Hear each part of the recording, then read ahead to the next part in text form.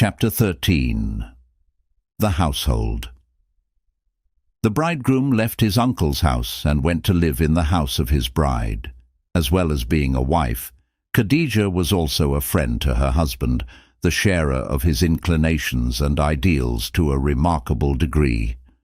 Their marriage was wondrously blessed and fraught with great happiness, though not without sorrows of bereavement. She bore him 6 children, 2 sons and 4 daughters. Their eldest child was a son named Qasim, and Muhammad came to be known as Abu al-Qasim, the father of Qasim. But the boy died before his 2nd birthday. The next child was a daughter whom they named Zainab, and she was followed by 3 other daughters, Ruqayya, Kulthum, and Fatima, and finally by another short-lived son. On the day of his marriage, Muhammad set free Barakah, the faithful slave he had inherited from his father, and on the same day Khadija made him a gift of one of her own slaves, a youth of 15 named Zayd. As to Barakah, they married her to a man of Yathrib, to whom she bore a son, after whom she came to be known as Ayman, the mother of Ayman. As to Zayd, he and some other youths had recently been bought at the great fair of Ukaz by Khadija's nephew Hakim, the son of her brother Hizam, and the next time his aunt visited him, Hakim had sent for his newly acquired slaves and invited her to choose one of them for herself. It was Zayd that she had chosen. Zayd was proud of his ancestry. His father Haritha was of the great northern tribe of Kalb, whose territory lay on the plains between Syria and Iraq. His mother was a woman of the no less illustrious neighboring tribe of Tayi, one of whose chieftains at that time was the poet Knight Hatim, famous throughout Arabia for his chivalry and his fabulous generosity. Several years had now passed since Zayd had been taken by his mother to visit her family, and the village where they were staying had been raided by some horsemen of the Bani Kain, who had carried the boy off and sold him into slavery. Haritha, his father, had searched for him in vain, nor had Zayd seen any travellers from Kalb who could take a message from him to his parents. But the Kaaba drew pilgrims from all parts of Arabia, and one day during the holy season, several months after he had become Muhammad's slave, he saw some men and women of his own tribe and clan in the streets of Mecca. If he had seen them the previous year, his feelings would have been very different. He had yearned for such an encounter. Yet now that it had at last come, it placed him in a quandary. He could not deliberately leave his family in ignorance of his whereabouts. But what message could he send them? Whatever its gist, he knew, as a son of the desert, that nothing less than a poem would be adequate for such an occasion. He composed some verses which expressed something of his mind, but implied more than they expressed. Then he accosted the Kalbite pilgrims, and, having told them who he was, he said, "Speak to my family these lines, for well I know that they have sorrowed for me. Though I myself be far, yet take my words unto my people. At the holy house I dwell, amidst the places God hath hallowed. Set then aside the sorrows you have grieved, weary not camels, scouring the earth for me, for I, praise be to God, am in the best of noble families, great in all its line." When the pilgrims returned home with their tidings, Haritha at once set off for Mecca with his brother Ka'b, and going to Muhammad, they begged him to allow them to ransom Zayd, for as high a price as he might ask. "Let him choose," said Muhammad, "and if he choose you, he is yours without ransom, and if he choose me, I am not the man to set any other above him who choose me." Then he called Zayd and asked him if he knew the 2 men. "This is my father," said the youth, "and this is my uncle." "Me you know well," said Muhammad, "and you have seen my companionship unto you, so choose between me and them." But Zayd's choice was already made, and he said at once, "I would not choose any man in preference to you. You are as my father and my mother." "Out upon you, Zayd!" exclaimed the men of Kalb.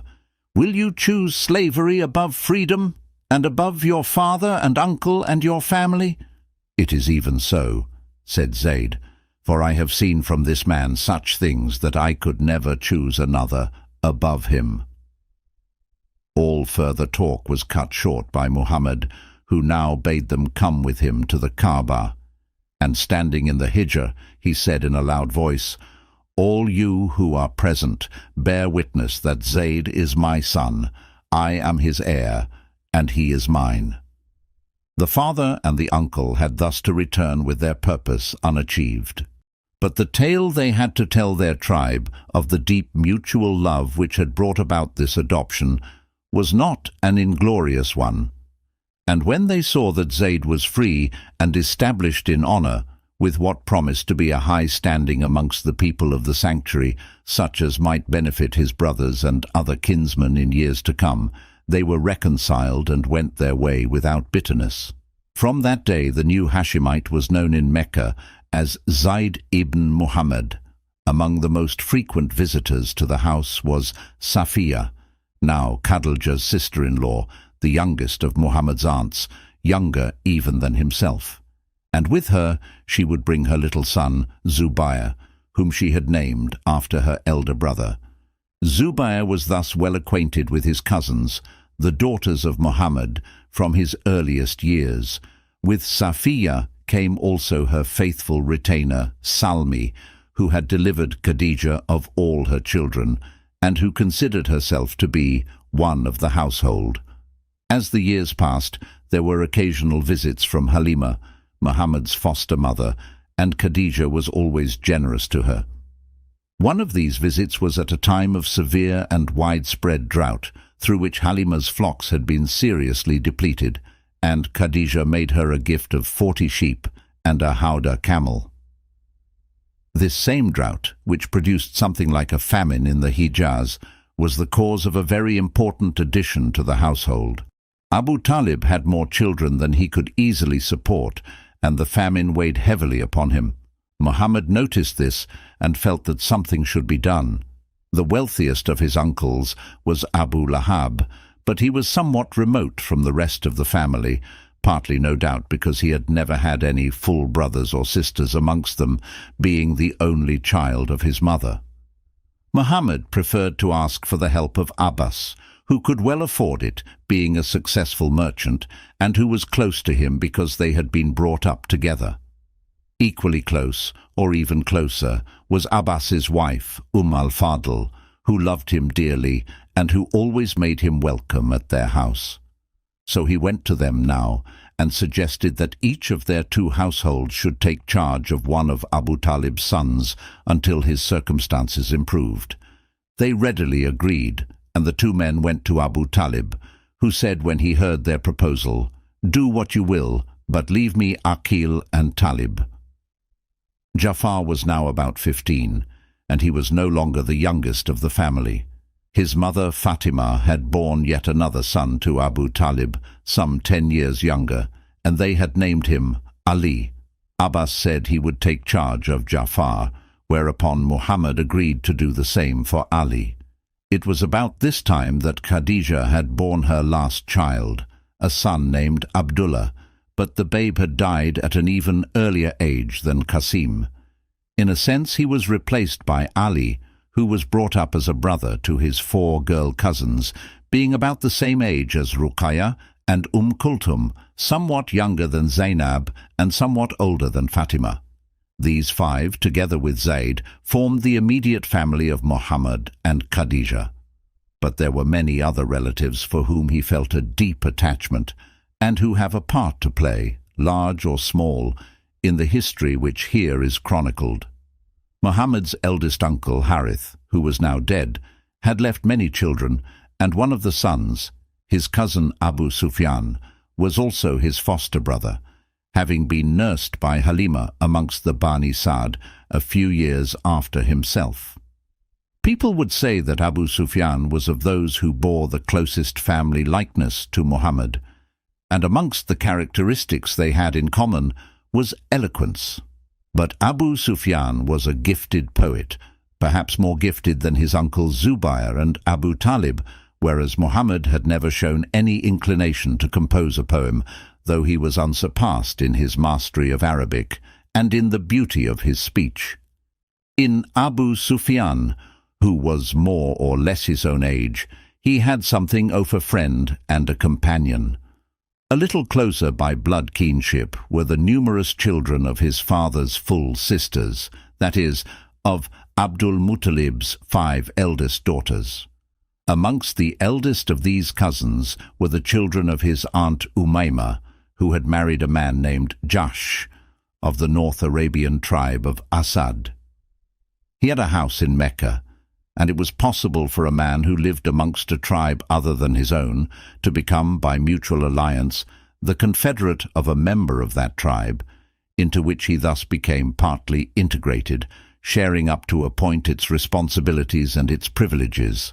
Harb, now chief of the Umayyad branch of the clan of Abdushams, had made Jahsh his confederate, so that by marrying him, Umayma could almost be said to have married a Shamsite. Their eldest son, named after her brother Abdullah, was some 12 years younger than Muhammad, and the two cousins had a great affection for each other. Umayma's daughter Zainab, several years younger than her brother, a girl of outstanding beauty, was included in this bond. Muhammad had known and loved them both from their earliest childhood, and the same was true of others, in particular of Abu Salama, the son of his aunt Bara.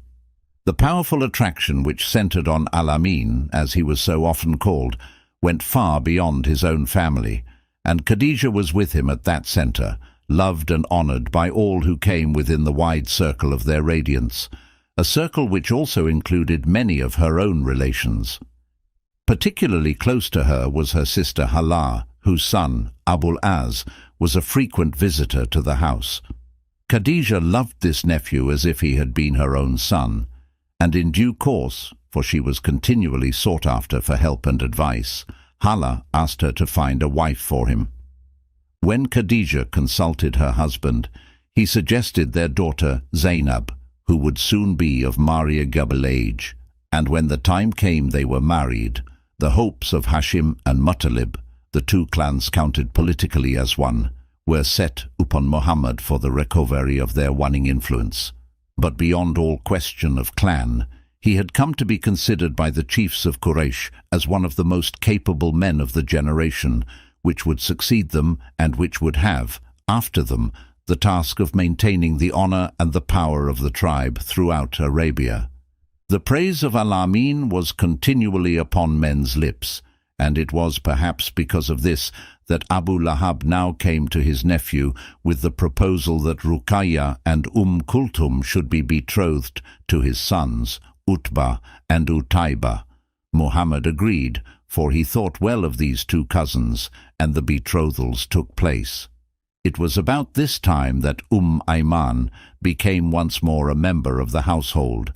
It is not recorded whether she returned as a widow or whether her husband had divorced her, but she had no doubt that her place was there, and for his part Muhammad would sometimes address her as mother, and would say of her to others, "She is all that is left me of the people of my house."